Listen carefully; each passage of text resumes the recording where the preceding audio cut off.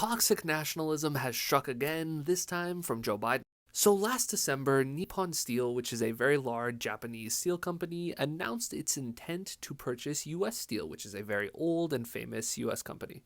Joe Biden has come out against this. He said it is vital US Steel remain an American steel company that is domestically owned and operated. Now, this mentality, unfortunately, is very much not unique to Biden. For example, Donald Trump also came out against this deal.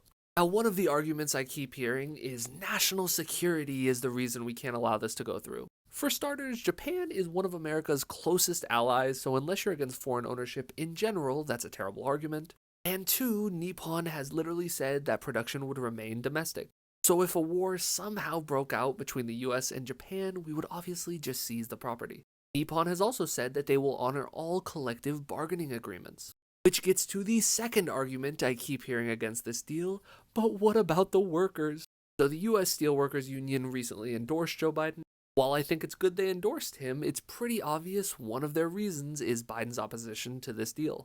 Now look, I get it, Japan definitely doesn't have the highest unionization rate amongst OECD nations. But they do have a higher unionization rate than the United States, so it's not at all obvious to me why Nippon ownership would be worse for unions than domestic ownership.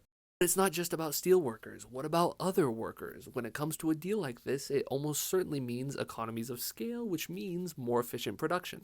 According to the Financial Times, for every one US job in steel production, there are around 14 jobs in industries that use steel intensively. Now, thankfully, the deal is still under review. Biden has not formally intervened or is blocking the process, at least not yet. And hopefully he doesn't. We can't allow this short-sighted nationalism to corrupt our economic decisions.